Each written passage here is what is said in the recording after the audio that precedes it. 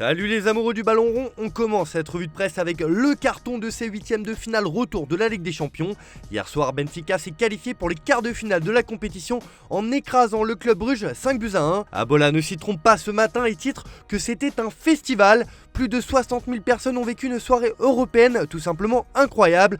Benfica est en quart de finale pour la deuxième saison consécutive. Globalement, c'est toute la presse lusitanienne qui s'enflamme pour cette nuit magique. Pour Record, cette équipe est 5 étoiles et récolte au passage 72,6 millions d'euros avec cette qualification. Ojogo estime que ces aigles ressemblent à des requins désormais et sont les outsiders de cette édition 2022-2023 de la Ligue des Champions. Le coréo damanien se régale et parle de gloire européenne sur sa une. En tout cas, cette lourde défaite pour écouter cher à Scott Parker, le coach de Bruges, qui est sur la sellette, comme l'indique le Newsbald sur sa couverture. Autre match à suspense qui nous a régalé hier soir, Chelsea contre le Borussia Dortmund, et ce sont les Blues qui passent en quart grâce à leur victoire 2-0, alors que le club londonien n'est pas dans sa meilleure période malgré un mercato hivernal retentissant. The Daily Telegraph estime que Chelsea fait tourner le vent et offre un sursis à Potter. L'ailier Raheem Sterling rugit de joie après avoir ouvert le score lors de la victoire contre le Borussia Dortmund qui a permis à Chelsea de se qualifier. Jude Bellingham s'en prend à l'arbitre pour sa plaisanterie après avoir fait retirer le pénalty des Blues. Mais le coup de gueule nous vient de Emre Can qui n'en revient pas de la décision de l'arbitre de faire retirer le penalty.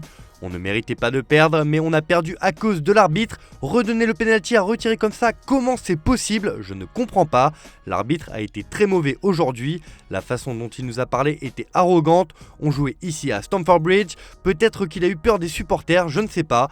L'UEFA doit nous attribuer un autre arbitre, ça n'allait pas du tout, c'est très douloureux d'être éliminé aujourd'hui. Pour The Guardian, Havertz et Potter bénéficient d'une seconde chance avec cette qualification. Le Daily Mail y voit un nouveau départ pour le club londonien et placarde que Chelsea s'envole. En Allemagne, Bild relaye simplement que Dortmund est dehors.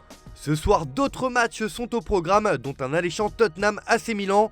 Et ce matin, c'est toute l'Italie qui est derrière les rossoneri, à l'image de la Gazzetta dello Sport qui placarde ce matin « Milan, le roi, c'est toi !» Un match qui vaut la saison, le club milanais n'a pas été en quart de finale de la compétition depuis 2012. Une éternité pour un club de cette grandeur. Mais cette rencontre, c'est aussi les retrouvailles entre le Tottenham d'Antonio Conte et un club italien.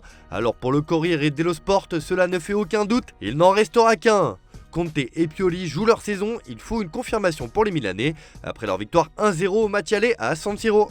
L'autre match qui est évidemment très attendu pour nous Français, c'est le choc entre le Bayern Munich et le Paris Saint-Germain. Et en cette journée internationale de la femme, l'équipe fait donc dans le jeu de mots et placarde sur sa une la journée de la flamme et non de la flemme. Battu lors du match aller au Parc des Princes, le PSG s'en remet au génie de Kylian Mbappé et Lionel Messi pour réussir l'exploit de se qualifier sur le terrain du Bayern.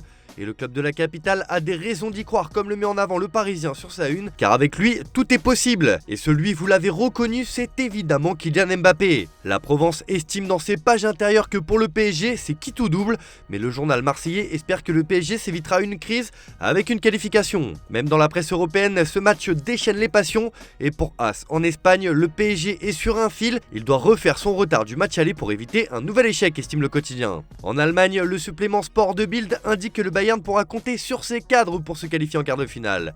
Verdict ce soir. Allez, on ferme cette grande page de la Ligue des Champions et on va évoquer l'affaire qui fait trembler le FC Barcelone depuis quelques semaines. C'est l'affaire de corruption dont est accusé le club catalan. Ce matin, As placarde que la justice dénonce le Barça et que cette affaire prend un autre tournant. Le club sera accusé devant le tribunal de corruption dans les transactions commerciales de manière continue dans le cadre de l'affaire Negreira. Bartomeu est également accusé d'un possible délit d'administration déloyale, rapporte le journal madrilène. Même chose en une de Sport qui indique que le procureur général dénoncera le Barça pour corruption continue dans l'affaire Negreira. On en saura plus dans les prochaines semaines, mais cette affaire pourrait laisser des traces au Barça. On reste en Catalogne d'ailleurs, où Joan Laporta, le président du FC Barcelone, a fait de grandes annonces hier.